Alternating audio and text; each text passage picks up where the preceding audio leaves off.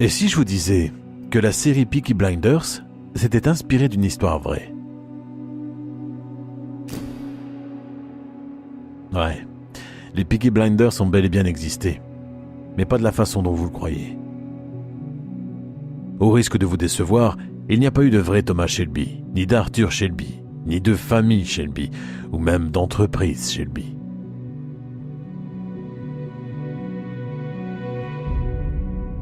En réalité, les vrais Peaky Blinders ont régné sur Birmingham bien avant les années 20. Contrairement à l'œuvre fictive, leur bande était faiblement organisée, mais était alors plus violente et plus vicieuse. Cependant, après la Première Guerre mondiale, il y a bien eu un gang qui a sévi à Birmingham. Ce gang, on le nommait les Birmingham Boys, et était dirigé par un certain Billy Kimber. Ça doit vous dire quelque chose, non? Vous savez, ce gangster qui apparaît dans l'épisode 2 de la saison 1 de la série? Celui qui fait irruption dans le bar des Shelby pour s'entretenir avec Tommy. Eh bien, si on devait choisir un homonyme de Tommy, ce serait lui. Enfin, à quelques détails près. Et c'est peu dire.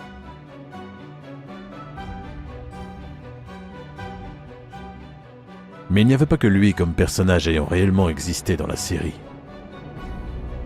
Darby Sabini et Alfie Solomons étaient eux aussi bien réels dans les années 20. Tout ça, je vais de toute façon vous en parler dans quelques instants. Avant cela, laissez-moi vous expliquer qui étaient les vrais Peaky Blinders.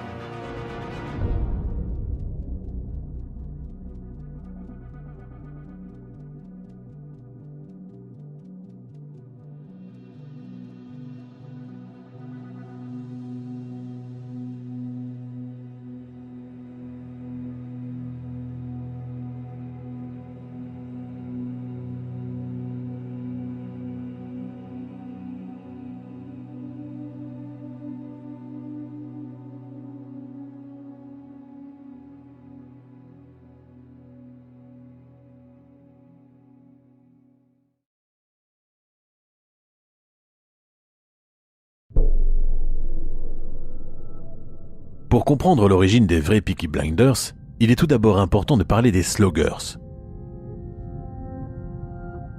Un terme que l'on pourrait traduire en français par « personne qui donne des coups violents ».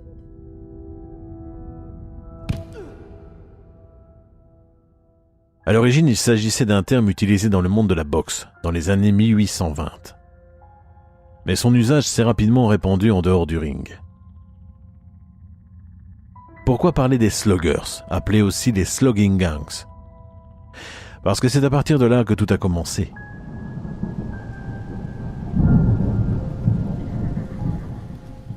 Pour cela, il faut remonter à la fin des années 1850, en Angleterre.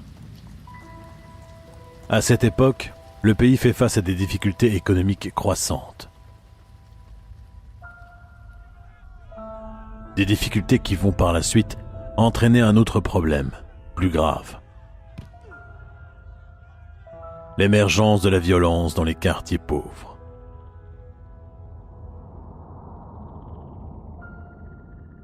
Cette violence, Birmingham la subira alors énormément durant toute la seconde moitié du XIXe siècle. Notamment avec l'apparition de bandes de jeunes voyous, appelées plus tard les sloggers.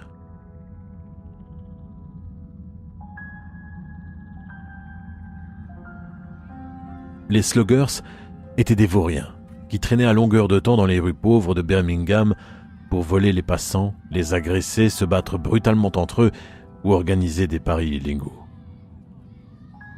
Ils n'avaient rien d'autre à faire, si ce n'est de s'adonner à des activités peu scrupuleuses et troubler l'ordre public.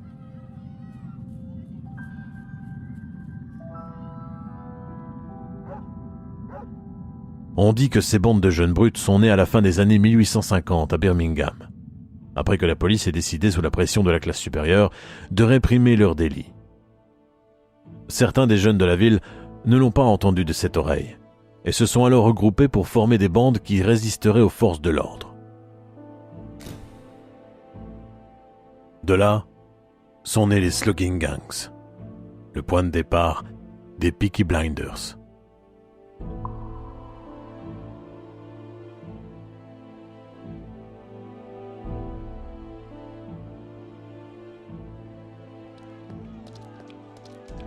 Après ces interventions policières, les Sluggers, ou membres des Slugging Gangs, se sont donc mieux organisés et ont formé des bandes qui lutteraient contre la police pour pouvoir continuer leurs délits en toute impunité. Cette fripouille était pour le moins intenable, car elle ne se contentait pas uniquement d'agresser les policiers, mais aussi tous ceux qu'elle croisait. Hommes, femmes, jeunes ou vieux. Des gangs de rue comme ceux-ci, il y en avait également dans d'autres villes, comme à Manchester, Salford, Liverpool ou Londres. Mais c'est à Birmingham que les crimes étaient les plus virulents.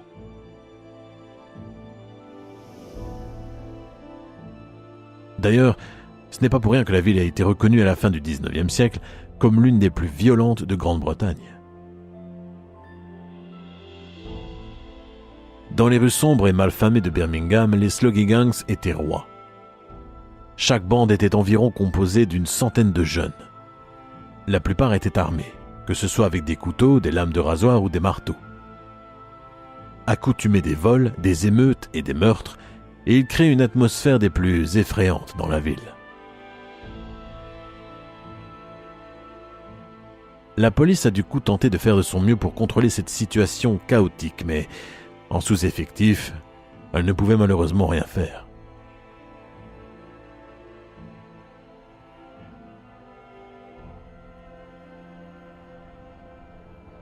Ces violences entre gangs ont véritablement éclaté dans les années 1870.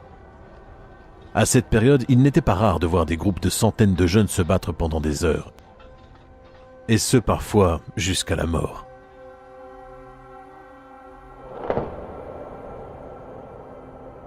Les Sluggers étaient capables de tout.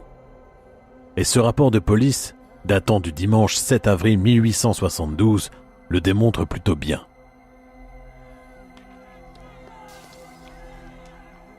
Ce jour-là, un groupe de jeunes composé de 400 individus environ se rassemble dans le quartier de Cheapside pour semer le chaos.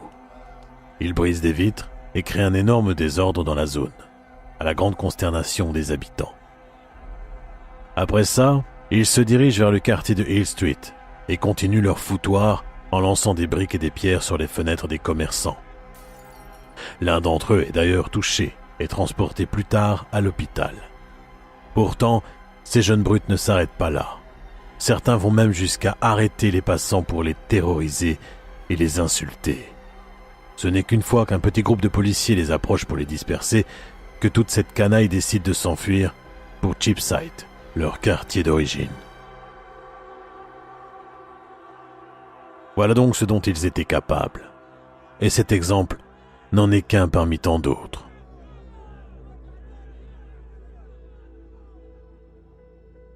D'ailleurs, 3 jours après ces faits, les jeunes voyous remettent ça. Armés de bâtons et de grosses pierres, ils sont cette fois-ci entre 70 et 80 individus. Le groupe se rassemble alors près du centre-ville de Birmingham, et là, que font-ils ? Ils lapident un agent de police. 2 d'entre eux sont arrêtés, devinez quoi ? Le premier, nommé John Gabon, n'a que 13 ans, tandis que le second, Michael Lowry, a seulement 1 an de plus. Ouais, la plupart des sluggers étaient des jeunes adolescents. Mais il valait mieux ne pas se fier aux apparences. Si vous aviez le malheur un jour de vous en prendre à eux, les conséquences pouvaient être terribles. Le témoignage du magistrat Alderman Melson, une des victimes des émeutes du dimanche 7 avril 1872, l'atteste bien. Le jour où les sluggers avaient tout saccagé, ils étaient passés devant sa maison. Ne voulant sûrement pas les laisser faire, M. Melson sort avec un bâton pour les frapper et tenter de les faire fuir. Mais son fils intervient. Et puis, tout vire au cauchemar. En effet, ce dernier suit la bande et agrippe leur chef. Seul contre tous, il se fait, sans surprise, violemment agresser. Les conséquences sont alors terribles. le fils de M. Melson rentre chez lui couvert de sang, la lèvre et les oreilles coupées.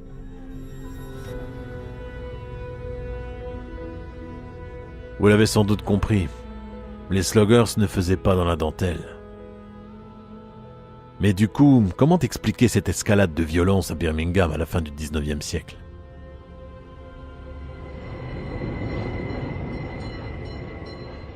Eh bien, on peut tout d'abord l'expliquer par l'absence de lieux de loisirs pour la jeunesse des quartiers pauvres.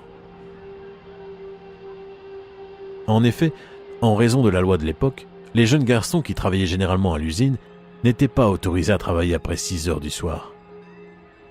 Par conséquent, après le boulot, ils traînaient dans la rue et se divertissaient comme ils pouvaient.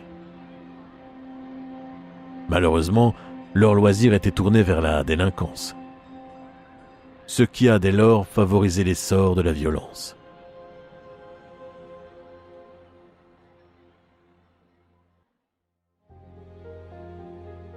On peut ensuite l'expliquer par une autre raison.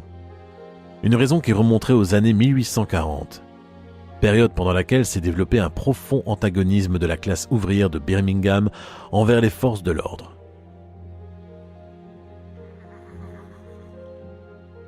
Les policiers qui appliquaient la loi étaient en effet considérés par les habitants des quartiers pauvres comme des ennemis. Une hostilité qui a commencé lorsque les forces de police se sont de plus en plus mêlées des quartiers pauvres. Le style du maintien de l'ordre était passé de la simple ronde à une approche plus coercitive et punitive. De là ont donc émergé les Sluggers, ces bandes de jeunes brutes fauteurs de troubles. La rue appartenait aux Sluggers. Elle était leur seul terrain de jeu et il était hors de question que la police vienne empêcher cela. Dans un pays où tant de choses leur étaient refusées, il ne leur restait finalement plus que ça, la rue.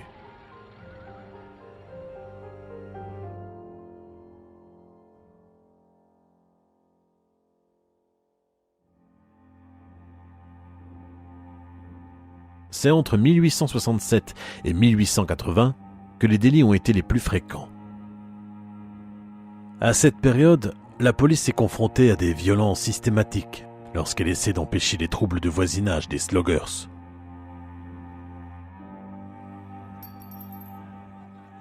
Ces derniers, avec leur jeu de paris favori, le pitch and toss, jeu consistant à lancer une pièce de monnaie au plus proche d'une marque donnée, ont pour habitude de produire de fortes nuisances sonores, perturbant considérablement la tranquillité des honnêtes citoyens de Birmingham.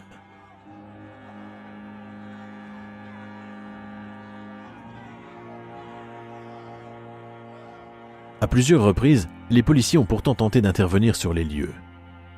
Mais les jeunes voyous les repoussaient systématiquement avec des jets de pierre. Lors de ces ripostes, des officiers de police sont alors gravement touchés, contraignant certains à ne plus vouloir se confronter aux Sluggers.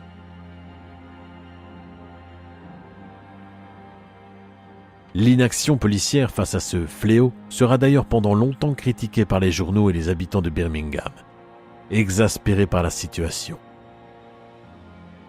Mais on en revenait toujours au même problème. Les forces de l'ordre étaient en net sous-effectif par rapport aux fauteurs de troubles.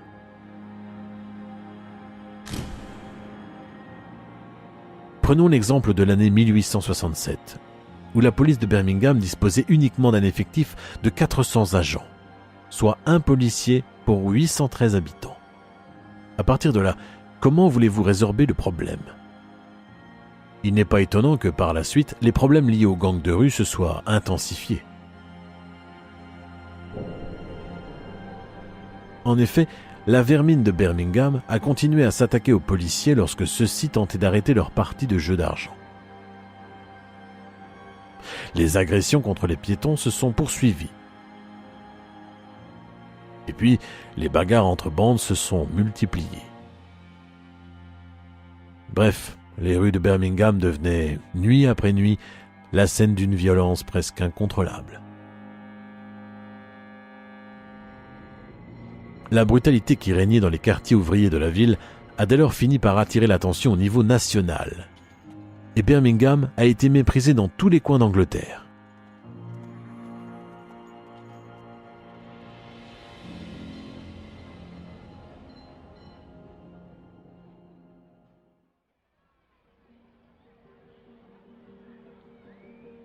À la fin des années 1880, les Sluggers continuaient de causer des problèmes dans tout Birmingham.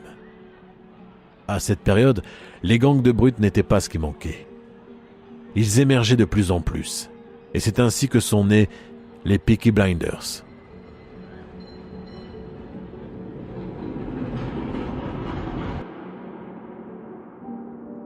Ouais, ce n'est qu'à partir de 1890 que le terme Peaky Blinders fait pour la première fois son apparition. Du coup, qui étaient-ils ? D'après ce qui se disait à l'époque, ils auraient été l'un des gangs de rue les plus redoutables de Birmingham. N'allez cependant pas croire qu'ils étaient du genre à bien s'habiller, charismatiques ou respectés par la classe ouvrière birminghamienne, comme dans la série. Non, non. En fait, ils étaient tout le contraire.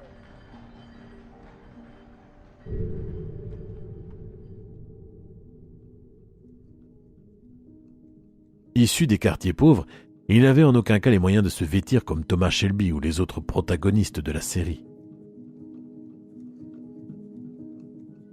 Tirant leurs origines des Sluggers, ils étaient indignes de respect, n'étaient que très peu éduqués et causaient un véritable tort aux habitants de Birmingham.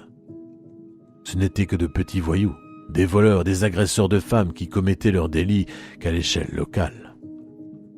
En somme, ils n'avaient rien de remarquable ou de glamour.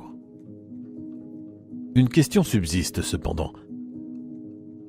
D'où est tiré ce nom, Peaky Blinders ?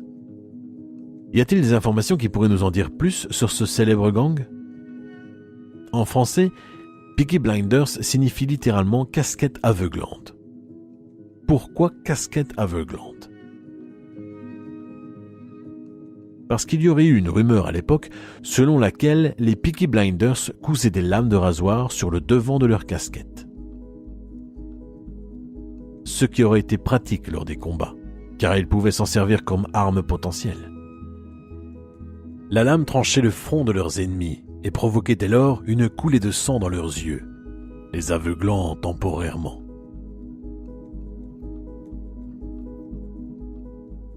Mais cette légende est-elle vraie ? Les Peaky Blinders cachaient-ils vraiment des lames de rasoir sur la visière de leur casquette ? Eh bien, au risque de vous décevoir, la réponse est plus proche du non que du oui.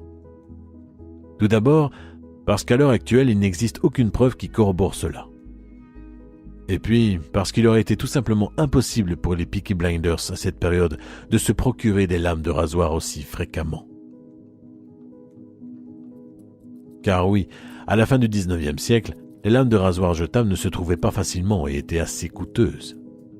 En général, les hommes de l'époque utilisaient des rasoirs coupe-chou ou se rendaient directement chez le barbier. Du coup, s'il s'avère que cette anecdote soit un mythe, quelle est la véritable histoire qui se cache derrière ce terme ? En fait, cette appellation tirerait son origine du fait que les Peaky Blinders avaient pour habitude de mettre leur casquette sur le côté et qu'ils la pliaient de sorte à ce qu'on puisse à peine voir leurs yeux. D'où le terme casquette aveuglante. Au final, ce n'était qu'un style vestimentaire. D'ailleurs, on pourrait brièvement parler de celui-ci, qui a connu 2 phases. La première était composée d'un pantalon ample au niveau du bas des jambes, d'une ceinture à boucles, de bottes, d'une espèce de veste, d'une écharpe voyante et d'un chapeau melon à bords allongés. Avec un style capillaire qui, lui, consistait en une coupe très courte avec une longue touffe plaquée en biais sur le front.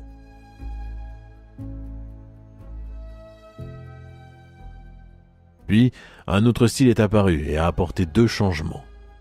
Les Peaky Blinders ont échangé leur chapeau melon pour des casquettes plates. Et leur coupe de cheveux est passée de la touffe plaquée à ce qui pourrait s'apparenter à une frange d'âne. Une frange qui donnait d'ailleurs une allure diabolique à celui qui l'arborait, d'après les témoignages de l'époque. Sinon, pour ce qui était des armes, les Peaky Blinders utilisaient généralement des ceintures, des bâtons, des briques, des coups de poing américains, des couteaux de poche et même parfois des boyaux de chat avec des pierres attachées à l'extrémité.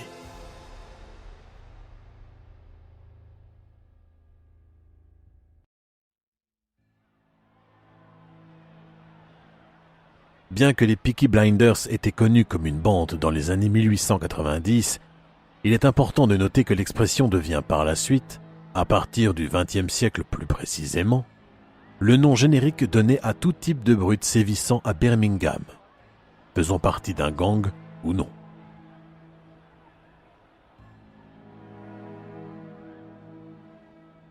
Nés de parents négligents et issus des milieux défavorisés, la rue était comme les sloggers avant eux, leur terrain de jeu favori.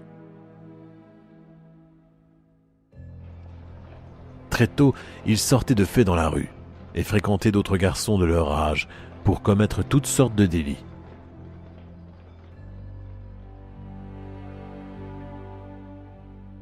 Les Peaky Blinders avaient en général entre 12 et 30 ans. Parmi eux, on peut citer Charles Lambourne, 12 ans, David Taylor, 13 ans, ou Henry Fowler, un autre jeune Peaky Blinders qui ne devait pas en être loin.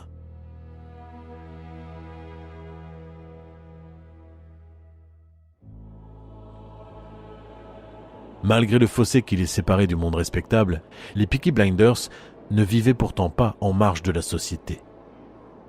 En effet, la plupart d'entre eux vivaient dans les quartiers pauvres de Birmingham, aux côtés de la classe ouvrière. Ils étaient intégrés dans leur communauté et travaillaient comme tout le monde. Leur métier était alors assez varié. Certains étaient ouvriers à l'usine. D'autres travaillaient dans le commerce de cuivre ou trimaient en tant que batteurs d'or. Finalement, c'étaient des types qui travaillaient dur, mais qui, une fois rentrés du boulot, s'adonnaient à des loisirs brutaux.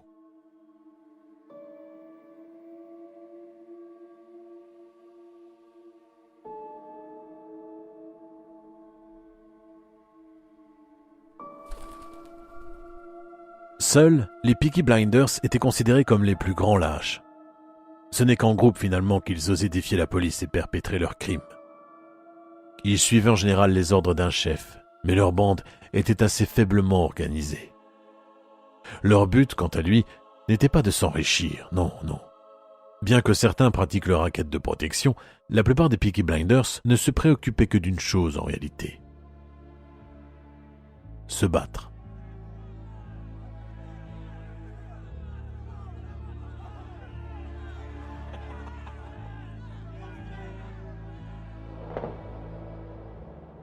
Il arriva alors que des Peaky Blinders se fassent arrêter, mais ils s'en sortaient toujours bien et écopaient de peines relativement légères. Quelques jours, quelques semaines, voire quelques mois, mais bizarrement ça ne se comptait jamais en années. En fin de compte, cette clémence de la justice n'a fait que les pousser à continuer.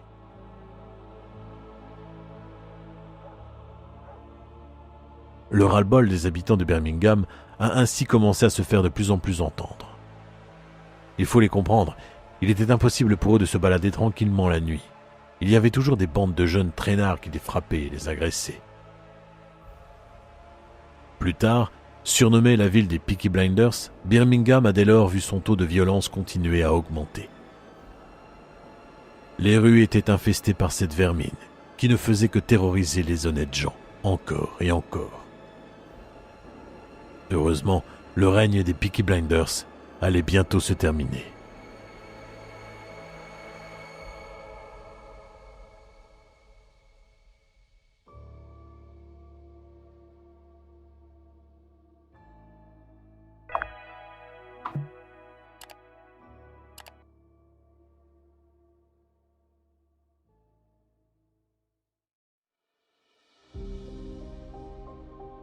Dans la série Peaky Blinders, et plus particulièrement dans la saison 1 et 2, il y a ce personnage, l'inspecteur Campbell.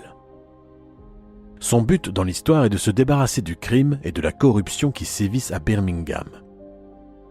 Physiquement imposant et plein de ruses, il fait de la lutte contre la pègre son cheval de bataille, en ciblant notamment les Shelby. Malheureusement, après quelques épisodes, Campbell faillit à sa mission et ne parvient pas à faire tomber les Peaky Blinders. On pourrait alors croire qu'il en a été de même dans la vraie vie. Mais ça n'a pas du tout été le cas. En effet, les vrais Peaky Blinders ont aussi eu leur inspecteur Campbell.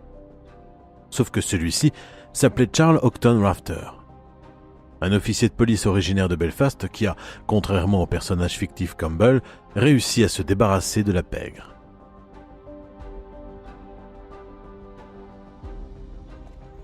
C'est suite à l'épidémie de brutalité qui a fait rage à Birmingham à la fin du 19e siècle et au meurtre de policiers perpétrés par les Peaky Blinders que Charles Rafter est nommé chef de la police de la ville.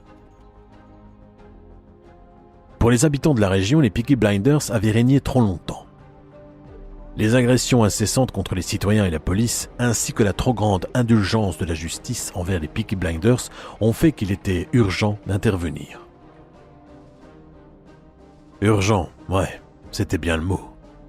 Cette anecdote nous le démontre d'ailleurs bien. À l'apogée des Peaky Blinders, on raconte qu'un gang armé de ceintures à boucles et de couteaux se serait jeté sur un pauvre homme inoffensif pour le poignarder quasiment à mort, en plus de le battre sans pitié juste après. Un des témoins de la scène aurait par la suite témoigné, et se serait retrouvé à son tour poignardé par certains des membres de la bande alors qu'il quittait tranquillement le tribunal. Le chef du gang, qui n'était autre qu'un Peaky Blinder, a alors été arrêté, mais n'a été condamné, tenez-vous bien, qu'à 2 mois de prison. La pression populaire, de plus en plus forte, a dès lors sans surprise poussé le gouvernement à agir. Quelque temps plus tard, ce dernier décide de prendre l'affaire en charge et nommer Rafter à la tête des forces de l'ordre birminghamiennes. Charles Rafter était un chef de police au fort leadership. Il était connu pour son maintien de l'ordre efficace et pour son attitude toujours de sang-froid et de lucidité. C'était quelqu'un qui avait le sens de l'organisation et qui savait garder son calme, même quand la situation devenait critique. Des qualités qui lui ont alors permis de rendre les rues de Birmingham plus sûres et de se débarrasser définitivement des Peaky Blinders. Rafter commença son travail en 1899. Avant d'entrer dans le vif du sujet, il étudia la ville de Birmingham et ses caractéristiques avec minutie. Puis, pour mener à bien sa mission, il veilla à ce que ses hommes soient les plus compétents possibles. Pour entrer dans ses rangs, il devait être intelligent, déterminé, vaillant, fort physiquement, capable de se battre et connaître toutes les lois qui régissent les arrestations.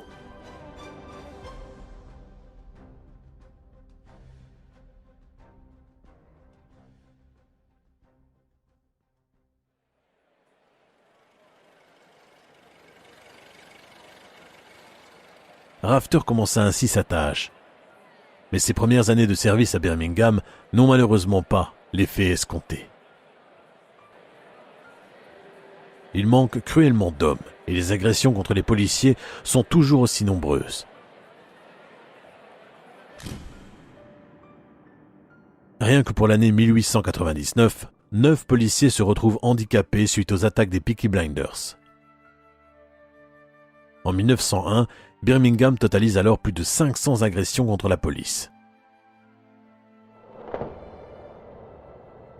L'anarchie a donc continué de régner dans la ville, et la nomination de Rafter au poste de chef de police n'y a rien fait.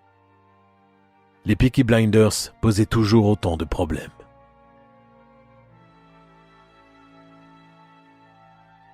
Il faudra finalement attendre le début des années 1910 pour que les Peaky Blinders soient enfin éliminés.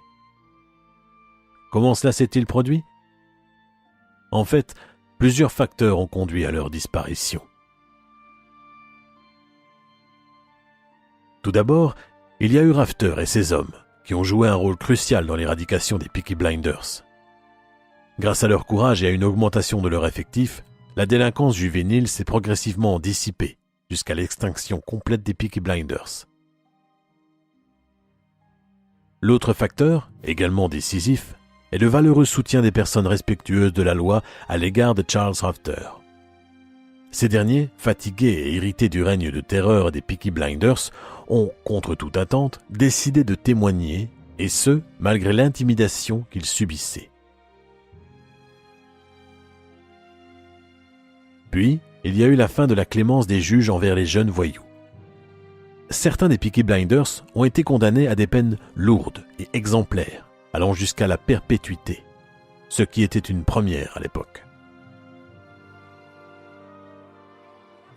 Ensuite, il y a eu le développement des clubs de loisirs pour jeunes, qui a lui aussi favorisé la baisse de la délinquance. Arnold Pinchard, homme d'église à Birmingham, fait partie de ceux qui en sont à l'origine. Vers la fin du XIXe siècle, Pinchard ouvre en effet un club pour jeunes, permettant à la nouvelle génération de se divertir après le travail. Certains des Peaky Blinders peuvent ainsi jouer aux cartes, aux dames et aux dominos.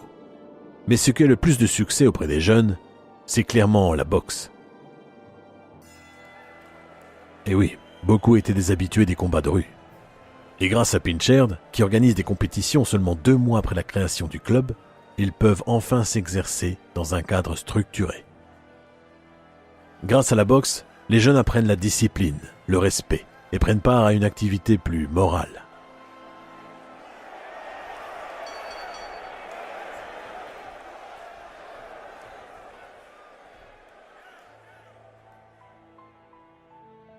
En plus de la boxe, il y a également le football qui connaît un succès grandissant chez les jeunes de l'époque.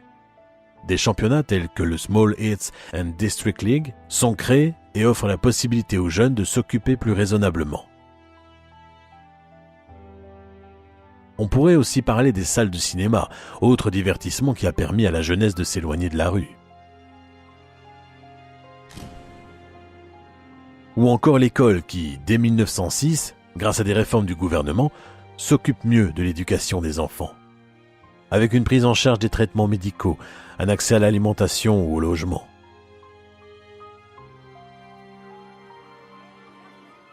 En résumé, la lutte contre la délinquance endémique à Birmingham ainsi que les aides sociales apportées aux jeunes ont permis à la ville de retrouver enfin de la superbe.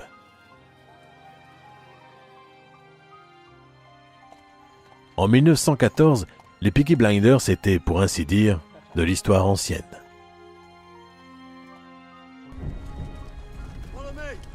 La plupart d'entre eux ont fini par s'engager dans l'armée et ont servi durant la Première Guerre mondiale. Peu malheureusement en sont revenus, et les rares qui avaient eu la chance de survivre étaient maintenant plus âgés et plus disciplinés.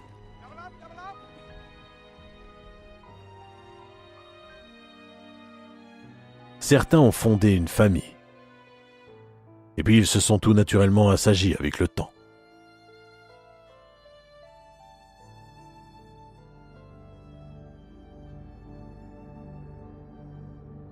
Pourtant, après la Première Guerre mondiale, la police lutte toujours contre des gangs de rue. Certains des Peaky Blinders ne s'étaient évidemment pas rangés durant l'entre-deux-guerres et ont continué à mener une vie de truand.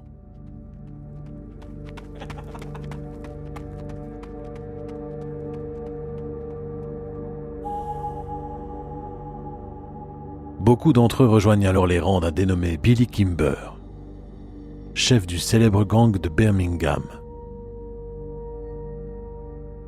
connu pour avoir terrorisé les hippodromes d'Angleterre durant les années 20.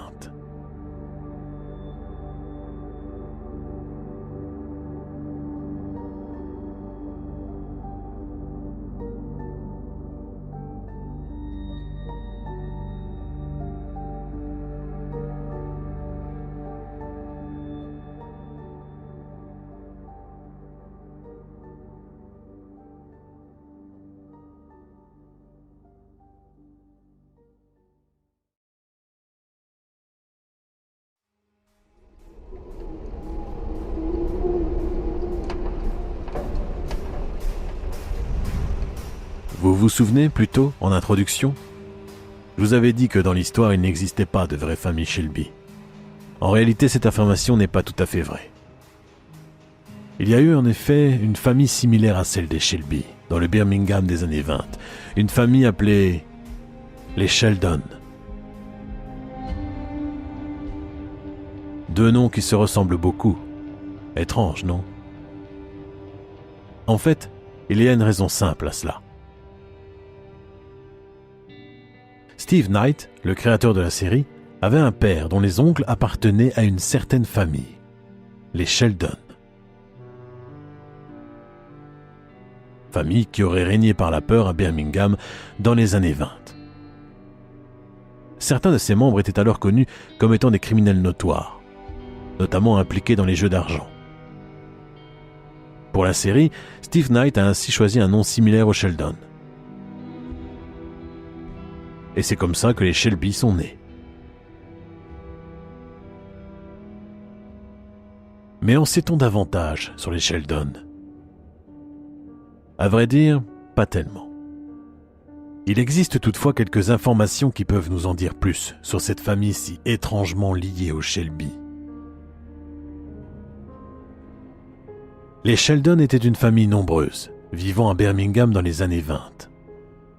Ils vivaient dans une maison qui donnait sur Wheaton Street, au bout de laquelle se trouvait le véritable pub Garrison. Contrairement au reste de la fratrie, John, Samuel et Joseph, 3 des frères Sheldon, décident de choisir la voie de la délinquance.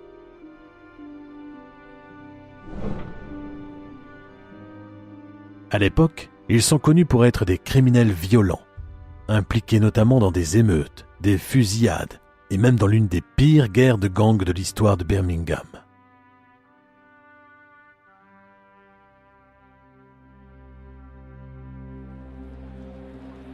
Comme les Shelby, ils avaient des affaires dans les hippodromes de Birmingham.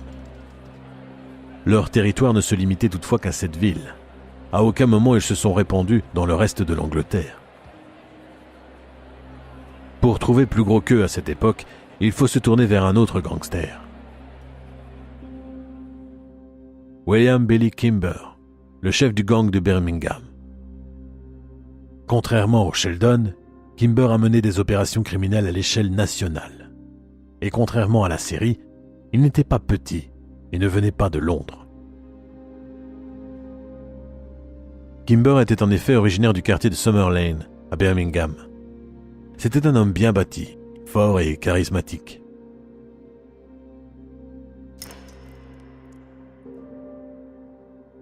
Là-bas, il devient le chef d'une redoutable bande de voyous, le gang de Birmingham, appelé aussi Birmingham Boys. Il ne s'agissait pas d'un groupe criminel organisé, comme peut l'être la mafia par exemple, mais plutôt d'une bande de voyous bagarreurs qui se réunissaient occasionnellement et qui formaient alors une force redoutable.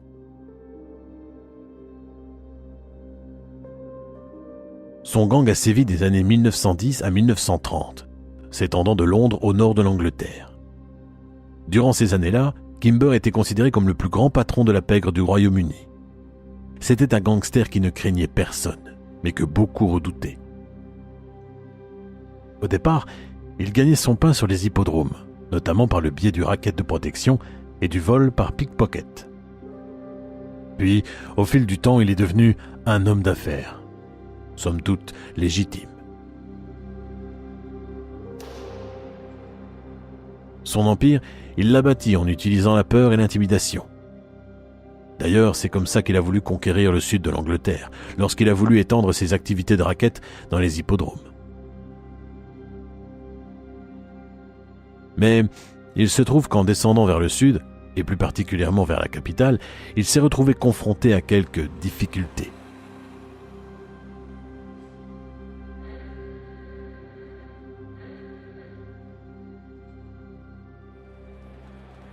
En effet, pour s'approprier les raquettes des hippodromes de Londres, Kimber envoie ses hommes pour se charger de l'affaire. Là-bas, ses sbires s'en prennent aux bookmakers juifs, situés dans le quartier du East End. Les racketteurs les font chanter et essaient d'obtenir encore plus d'argent de ce que les victimes étaient déjà censées leur verser. Et généralement, lorsque les victimes de racket ne payaient pas, elles se faisaient cruellement lyncher.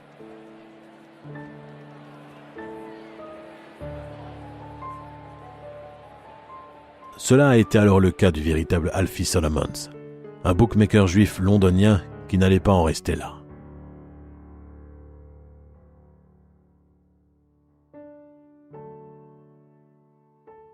Alfred Alfie Solomon, le vrai, était un juif laïque, dont la famille était installée en Angleterre depuis des décennies. Contrairement à la série, ce n'était pas un récent immigrant ayant fui les pogroms antisémites de l'Empire russe.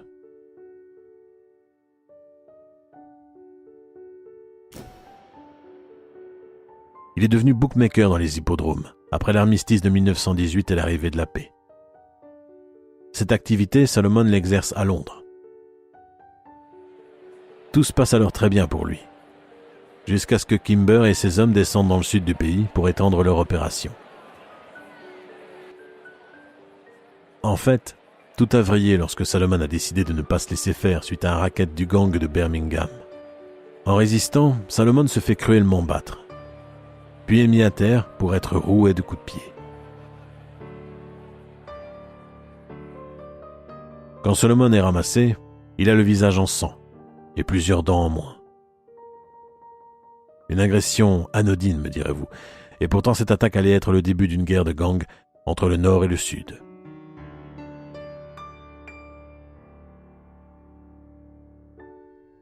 En effet, après avoir été sauvagement attaqué par la bande de Kimber, Solomon cherche de l'aide auprès d'un puissant gang opérant dans le sud de l'Angleterre. Le gang Sabini, dirigé par Darby Sabini, lui aussi représenté dans la série.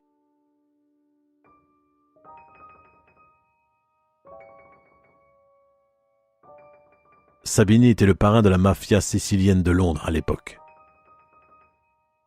Sa famille, les Sabini, domina la pègre et les hippodromes du sud de l'Angleterre pendant une bonne partie du début du XXe siècle. Pour constituer sa mafia, on dit que Darby Sabini a fait venir plus de 300 hommes de main de la Sicile dans la capitale britannique. Devenu dès lors parrain dans son quartier, il aurait rendu justice à certaines personnes, réglé des conflits internes et protégé l'honneur de jeunes femmes. À l'image de Kimber, Sabini en imposait et ne craignait personne.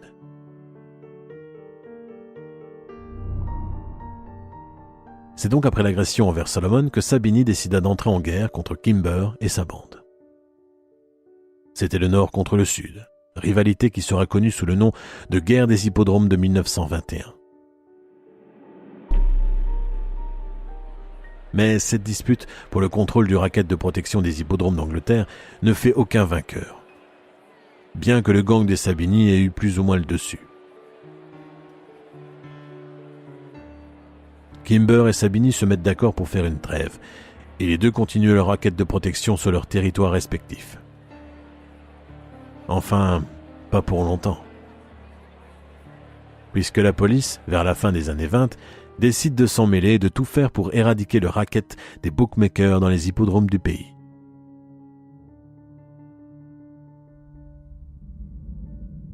Sabini est dès lors contraint de réorienter ses activités. Quant à Kimber, il part en Amérique le temps d'un instant, pour ensuite revenir en Angleterre et continuer son racket dans une moindre mesure.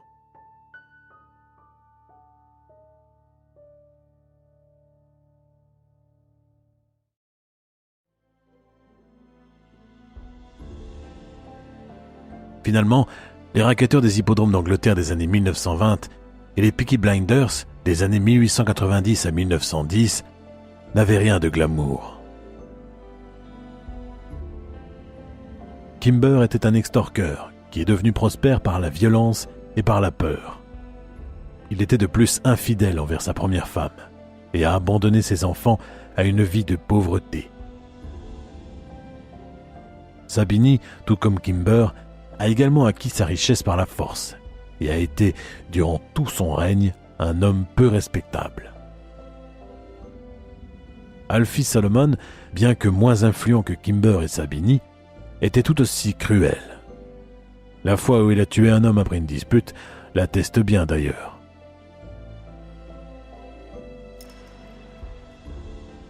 Les frères Sheldon étaient connus pour être des crapules qui fuyaient systématiquement le combat loyal.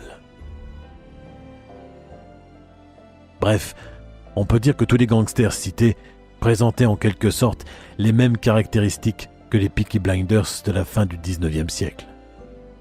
À savoir, violents, vicieux, sadiques, immoraux, lâches au combat et indignes de respect. En fin de compte, Ce n'est pas eux qu'il faudrait admirer, comme la Syrie voudrait nous le faire croire, mais ceux qui ont eu le mérite de leur tenir tête. Quand je dis ça, je parle bien évidemment des pauvres habitants de Birmingham qui se sont efforcés de rester honnêtes et de ne pas se tourner vers la violence à une époque où les Peaky Blinders régnaient en maître. Je parle de tous ces policiers qui ont eu le courage de se confronter à ces hordes de voyous au péril de leur vie. Les vrais héros, ce sont eux finalement.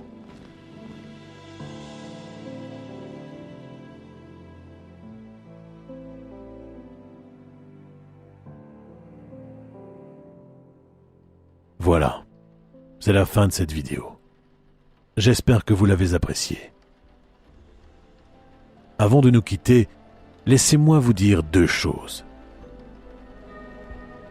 À partir de maintenant, et ce, en plus des posters et tableaux que je mets en vente sur ma boutique, je proposerai dans mon Tipeee des illustrations réalisées par la talentueuse Manon Potier. Pour cette vidéo, et pour les autres qui vont suivre, vous aurez en effet la possibilité de vous procurer des illustrations uniques en lien avec le sujet de la vidéo. On commence donc ici avec les Peaky Blinders. Alors si ça vous tente et que vous souhaitez soutenir la chaîne, rendez-vous sur ma page Tipeee, placée en description.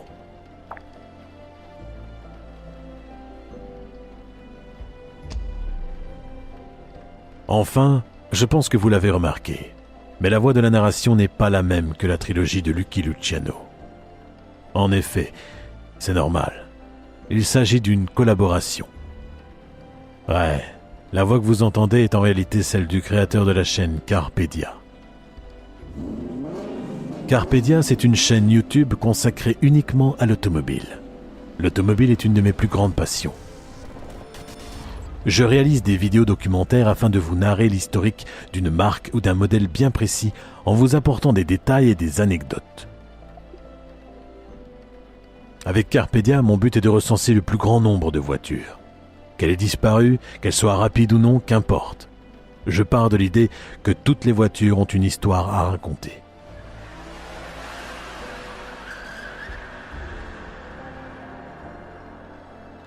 Sur ma chaîne, j'évoque également de grands événements, comme l'accident des 24 heures du Mans de 1955, ou encore le Grand Prix d'Imola de 1994. Si vous voulez en savoir plus sur un modèle mythique comme la DeLorean DMC-12, ou tout savoir sur une voiture des plus classiques comme la Renault Twingo, alors n'hésitez pas à aller jeter un œil à ma chaîne. Intéressé ou non par l'automobile, je reste tout de même convaincu que vous allez apprendre des choses. En tout cas, vous êtes toutes et tous les bienvenus. Je tiens à remercier l'homme derrière la chaîne Profession Gangster. Merci à toi de m'avoir donné cette chance de narrer l'une de tes vidéos.